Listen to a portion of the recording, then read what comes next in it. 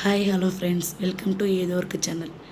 இன்றைக்கி நம்ம இந்த வீடியோவில் என்ன பார்க்க போகிறோன்னா, ஒரு விழிப்புணர்வு சம்மந்தமான ஒரு விஷயந்தான். என் பையன் படிக்கிற ஸ்கூலில் ஒரு மீட்டிங் ஒன்று அரேஞ்ச் பண்ணியிருந்தாங்க. அந்த மீட்டிங்கை பற்றி தான் இந்த வீடியோ ஃபுல்லாக பார்க்க போகிறோம். ஸோ ஸ்கிப் பண்ணாமல் பாருங்கள் இந்த வீடியோவை. வாங்க வீடியோக்குள்ளே போகலாம். கிளம்பிட்டு நானும் ஸ்கூலுக்கு. இந்த ப்ரோக்ராம் என்னத்தை பற்றி சொல்ல போகிறாங்க அப்படின்னு நீங்கள் பார்த்தீங்கன்னா, இப்போ நம்ம உலகத்தில் அதிகமாக பேச பொருளாக இருக்கிற போதைப் பொருளை பற்றி தான், அந்த போதைப் பொருள் தடுப்பை பற்றி தான் இந்த வீடியோவில் நம்ம பார்க்க போகிறோம். நடுவில் சில வாய்ஸ் வந்து அவங்க பேசுகிறதே உங்களுக்கு கேட்கும், சில வீடியோஸ் ஓடும். ஸோ ப்ளீஸ் ஸ்கிப் பண்ணாமல் பாருங்கள். நிறைய பேரண்ட்ஸ்க்கு இது யூஸ்ஃபுல்லாக இருக்கும்னு நான் நினைக்கிறேன். ஸோ இது வந்து நான் படித்த ஸ்கூல் தான். இதை பார்க்கும்போது நிறைய மெமரிஸ் எனக்கு ஞாபகம் வந்துச்சு. பார்த்துட்டே உள்ளே போனேன். இன்னொரு பெரிய சர்ப்ரைஸ் என்னென்னா, அவங்க கிளாஸ் மிஸ்ஸு எனக்கு சயின்ஸ்க்கு வந்த மிஸ் அவங்க என்னை பார்த்துட்டு ஐடென்டிஃபை பண்ணி நான் எங்கேயோ பார்த்துருக்கேனே அப்படின்னாங்க. அது கேட்கும்போது ரொம்ப ஹாப்பியாக இருந்துச்சு. ஸோ இந்த வீடியோவில் நம்ம என்ன பார்க்குறோம் அப்படின்னா, போதைப்பொருள் தடுப்பு. இப்போ அவங்க ஒரு விஷயம் சொன்னாங்கங்க, இருக்கிறதுலையே லோயஸ்ட் ஏஜ் யாராக இருக்கும் போதைப்பொருள் யூஸ் பண்ணுவாங்க அப்படின்னு நம்ம கேட்டாங்க. நாங்கள் எல்லாம் ஆளுக்கு ஒரு 18 வயசு 17 வயசு 20 வயசு தான் அப்படி சொன்னோம். அவங்க சொன்னாங்கங்க 11 வயசாம். 11 வயசு பையன் வந்து அட்மிட் ஆகியிருக்கான். இன்னொரு முக்கியமான விஷயம், அவன் 3 இயர்ஸ் பிஃபோர்லேருந்து யூஸ் பண்ணிகிட்ருக்கான். அப்போ அவன் 8 இயர்ஸ்லேருந்து யூஸ் பண்ணிகிட்ருக்கான். அது என்ன பொருள்னே தெரியாமல். இது கேட்கும்போதெல்லாம் அப்படின்னு சொல்லுவாங்க, கதி கலங்கிருச்சுன்னுவாங்கள்ல, அந்த மாதிரி செம்ம ஷாக்கு.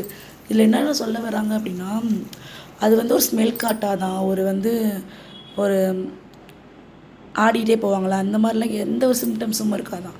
நார்மலாக இருப்பாங்களாம் பசங்க. அதனால் நம்ம கண்டுபிடிக்கிறது ரொம்ப கஷ்டம்.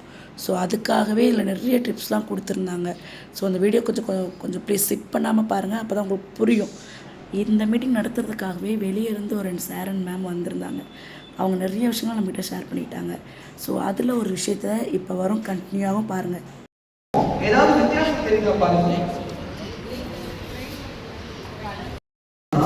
5 வயசா இருக்கும்போது இந்த குழந்தையோட மூளை முழுசா வளர்ந்துருக்கு. ஆனா அதோட செயல்படும் திறன், ஃபங்க்ஷனிங் கெப்பாசிட்டி அது மெச்சூர் ஆகுது. அது மெச்சூரிட்டி ஆகாததுதான் இந்த கலர்ல சயின்டிஸ்ட் சொல்றாங்க. மூளையில பின்னாடி பகுதி மட்டும்தான் மெச்சூரிட்டி ஆயிருக்கு. இதில் என்ன சொல்ல வராங்கன்னா, ஒரு பசங்களோட மூளை வந்து இப்போதைக்கு காலியாக இருக்கும். அதை ஃபில் பண்ணுறது நல்ல விஷயங்களா கெட்ட விஷயங்களான்றதில் பொறுத்து தான் அவங்களோட வளர்ச்சி இருக்குன்னு சொல்ல வராங்க. இப்போ ஒரு வீடியோ வருது பாருங்கள். இந்த வீடியோவில் அவங்க என்ன சொல்ல வராங்க அப்படின்னு பார்த்தீங்கன்னா, ஃபர்ஸ்ட் ஆஃப் ஆல் இதில் ஒரு சவுண்ட் எதுவும் இருக்காது, ஒரு மாதிரி சைலண்ட்டாக தான் இருக்கும். ஸோ அதனால தான் நானுமே மியூட் பண்ணிவிட்டு நான் எக்ஸ்பிளைன் பண்ணுறேன். ஒரு பையன் ஒரு சின்ன கேம் விளாட்றான். அந்த கேம் விளாட்ற இடத்துல ஃபஸ்ட்டு ஒரு பேரண்ட்ஸாக இருக்கட்டும், இல்லை ஒரு கைடு டீச்சராக இருக்கட்டும், இல்லை கோச்சஸாக இருக்கட்டும், அவங்க ஒரு ஐடியா கொடுக்குறாங்க, இது மூலிமா பண்ணுப்பா, இப்படி பண்ணுப்பான்னு சொல்கிறாங்க. ஸோ அதை அவன் யூஸ் பண்ணி ட்ரை பண்ணுறான்.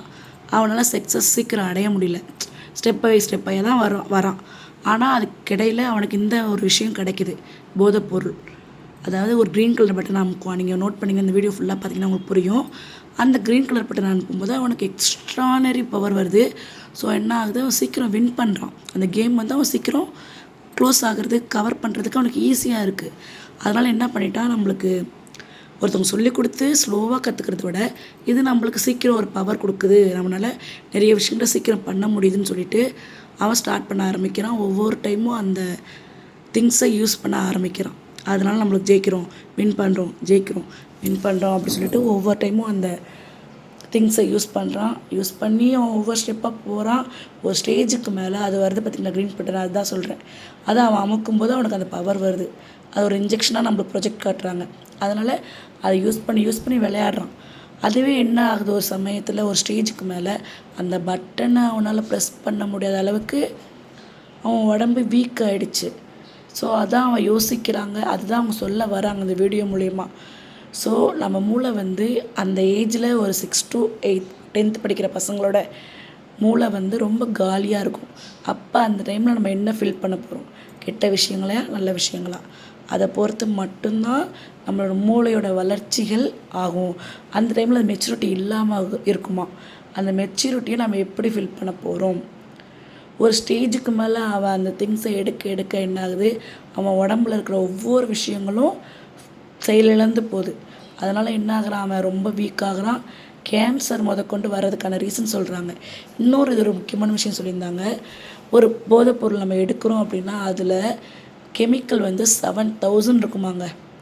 7000 கெமிக்கல் அதில் இருக்குமா.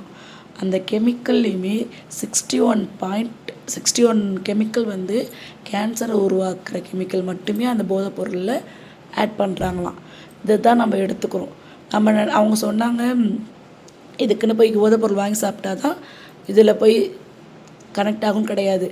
ட்ரிங்க்ஸாக இருக்கட்டும், ஒரு ஆன்ஸ் யூஸ் பண்ணுறாங்க பார்த்தீங்களா, அந்த விஷயங்களாக இருக்கட்டும், இது எல்லாமே தான் இதோட ஆட் ஆகும் அப்படி சொல்கிறாங்க. அது மட்டும் இல்லை, இது பிள்ளைங்க எப்படி கற்றுக்குறாங்க. நம்ம கேட்டோம், நாங்களும் கேட்டோம். 9 வயசுன்னு சொல்கிறீங்க, 10 வயசு சொல்கிறீங்க, அவங்களாம் எப்படி எடுத்துக்கிறாங்க அப்படின்னா, பேரண்ட்ஸ் ஒரு பாயிண்ட். பேரண்ட்ஸ் வீட்டில் அப்பா ஒரு விஷயம் பண்ணுறாரு அப்படின்னா அது கெட்ட விஷயம்னா அப்பா பண்ண மாட்டார், நல்ல விஷயம் தானே, அதனால தான் அப்பா பண்ணுறாரு. அப்போ ஏன் நம்ம பண்ணக்கூடாது?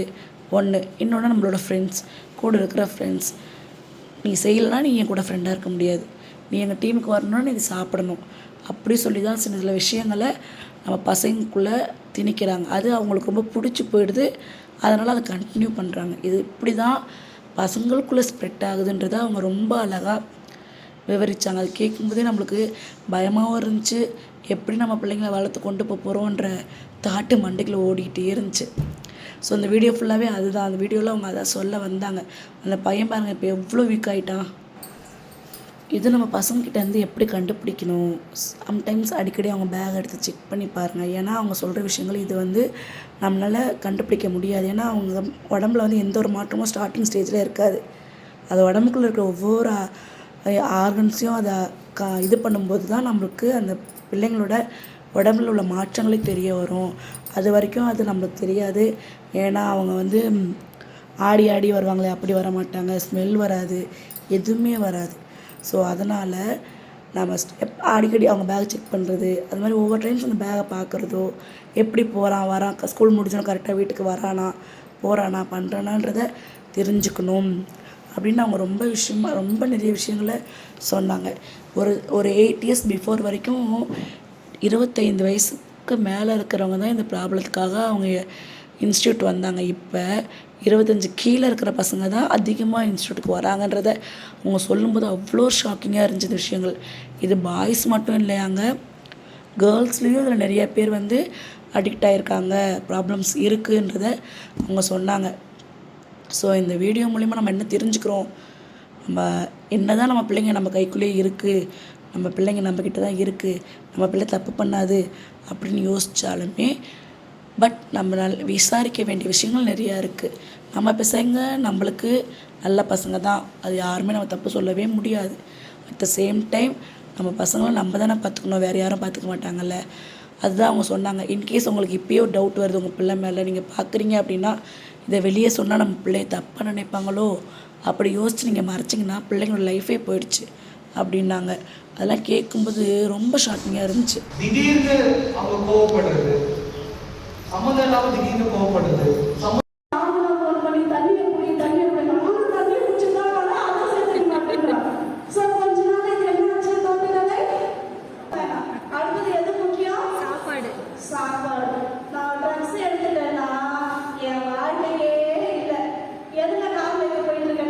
சாப்பாட்டில் சாப்பாடு ஈக்குவலா இது வந்த பிறகு குடிதா சாப்பாடு, போதா சாப்பாடு, எல்லாமே எனக்கு எதுவாயிடுச்சு.